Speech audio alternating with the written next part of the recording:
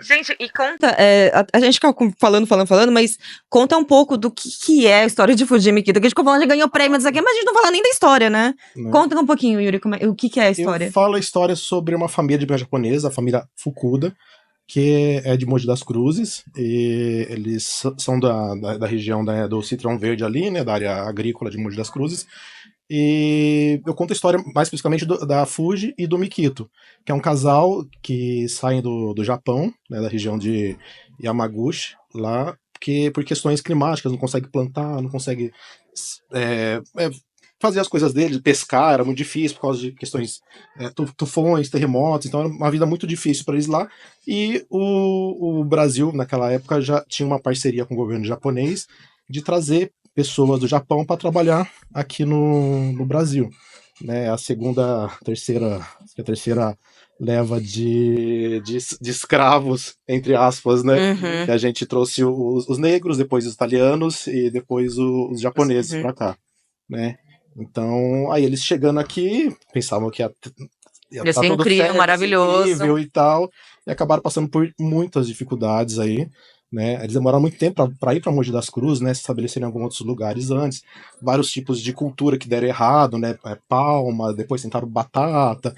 E eu conto toda a história não só deles, mas dos filhos e dos netos também, né? Então eu pego toda essa geração aí. E é uma história de amor, por dizer assim, né? Assim que atravessa algumas gerações.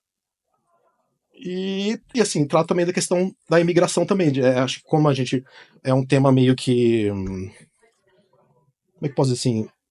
Infelizmente ainda é universal, porque as pessoas, assim, é bom a gente sempre ter em mente que nenhuma pessoa sai do seu país porque quer. Uhum. Assim, porque tá normalmente tudo é forçado ótimo, a sair, sim. né? Porque tá tudo bem, eu vou sair daqui, vou lá pro Brasil dar uma volta. Não, as pessoas saem do país porque precisam.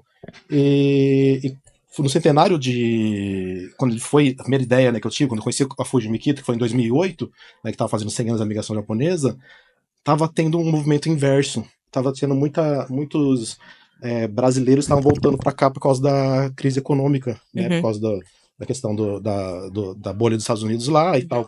Parte do Japão teve muitas questões também, e começou a ter um retorno dos decassegues que foram para lá, né?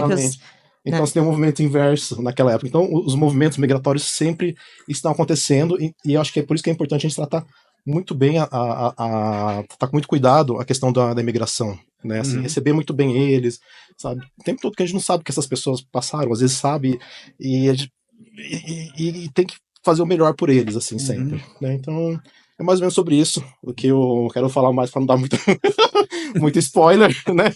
E o Raul se emocionou com essa história, né? Você, é uma história sobre amor, mas eu acho que principalmente uma história que fala que, pô, escutem as pessoas mais velhas. O idoso, ele sempre tem algo para ensinar. E eu acho que toda a resolução da história, eu não vou dar spoiler também, é sobre isso, né? Que ele sempre tem algo para ensinar, mesmo no último momento ali, ele sempre tem alguma coisa para ensinar. Sempre ensinou a gente de alguma forma, né? Mas às vezes não seja a forma mais adequada pra gente poder entender, mas depois de um tempo a gente olha para trás e consegue ver, opa, era a forma daquela pessoa se expressar, né? Então, e é um livro também sobre mudança, assim, seja mudança física, assim, de um lugar para o outro, né? Seja mudança cultural, né? Porque eles vieram para cá e tiveram que se adaptar à cultura brasileira, que é totalmente diferente da deles. Né, e pensa assim, e os filhos também têm que lidar, estão nesse meio do caminho entre a cultura oriental, né, a cultura japonesa, mas eu sou brasileiro também. Tem uma questão de preconceito ainda com brasileiro, que também, eu também abordo no livro, né? Então é sobre um monte de coisa bacana. Leia Fuji Mikito, que é incrível, vocês vão adorar. Tá? Algumas pessoas não gostaram, não sei porquê, mas tem pessoas que não gostaram. Não dá pra agradar todo mundo. Não dá pra agradar todo mundo, mas eu fiz o possível. Se você não gostou, errado é você. Desculpa, mas. Não, mas assim, é um livro que quando eu lembro quando eu recebi ele, eu não tive muito contato com as artes no começo. Assim, as primeiras 15 páginas eu tive o primeiro contato, e depois foi tudo muito na loucura, porque como ele era PROAC, então o Marcelo teve que correr ali. Então ali eu lembro que eu tive o primeiro choque ali eu não sei se eu gostei, é muito estranho isso acontecer.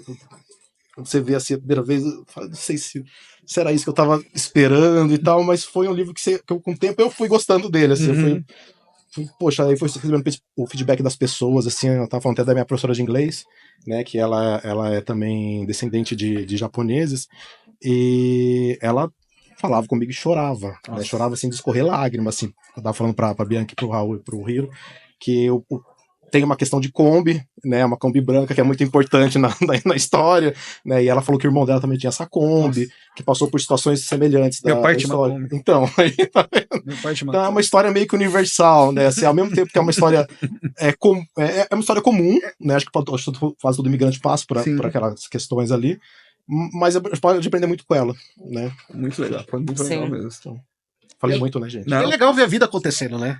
A vida acontece. A história é viva, né? Eu acho que o que torna a história complexa é porque ela é viva, ela vai acontecendo, ela vai criando raízes e espalhando. Eu acho que é muito bacana. Cara. Causa e consequência, né? Tudo tem consequência até hoje, né? O Yufa de Mikito, mas é isso mesmo, é tipo, eu como, né, comuniquei, né, como descendente, ele fica assim, tipo, né, tem muitas coisas em comum com a história da minha família, assim, né? Então isso, aí você olha assim, você fala assim, caraca, bicho, só no livro, né, pô, que legal, né, cara, é todo um cuidado, um carinho com uma história, assim, sabe? De toda uma geração que veio, que sofreu e que lutou pra caramba, assim, sabe? Então, é muito legal ver obras, assim, que falem da história dos seus ascendentes e tal, isso que é muito...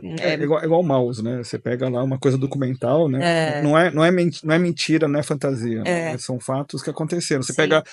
Não sei se você leu aquele outro livro também emblemático do George Takei, né? Que é o... Eles não nos viam como inimigos. Exato. Só que lá dentro do campo de concentração americano, você pega assim, puta, né? A vida é bela. Você vai pegar... sempre vai pegando esses arquétipos de sofrimento que pegam a gente em qualquer época, né? Lista de Schindler, essas coisas. Você tá indo para os caminhos que eu tô tipo assim, nossa, é verdade, nossa, é mesmo, nossa. Tem um seriado de terror chamado The Terror, não sei Nossa, falar. é maravilhoso aquilo. Que ele tem são 2 temporadas. A primeira não tem nada a ver, que é sobre o navio que vai pra Antália, e a segunda é sobre japoneses num campo de concentração, mas uma história de terror. É uma história É muito legal, é muito legal. É incrível. Não sabia, não. Legal. Tem, acho que na Prime, se não me engano. É alguma coisa assim. Chama Terror mesmo. A primeira é no navio e a segunda é no campo de concentração americano e japoneses, né? Fantasmas, né, japoneses invadindo aquele campo lá. Olha! A questão das gerações também e tal, que eu acho uma coisa que é um tema muito presente nas histórias japonesas, né? E tal, essa questão da geracional. Né? Então também trata disso e tal. Nossa, é um seriado incrível. Assim, o Jorge Takei participa do seriado também. O Takei tá lá. Ele tá lá. Que legal. Que massa. bem legal. A gente, pra quem não sabe, né, o George Takei, que fez Star Trek. Exatamente. E é o Capitão Sulu. Isso. Capitão Sulu. Eu não ia lembrar. E aí agora ele tá muito no teatro e ele fez esse quadrinho, né? Eles nos viam como inimigos e chegavam. É uma zona maravilhosa. Ele é ótimo! Zona maravilhosa. Sim. Não, é incrível. A história que ele se assumiu também é bem legal, né? Legal. A hora que ele faz, chega!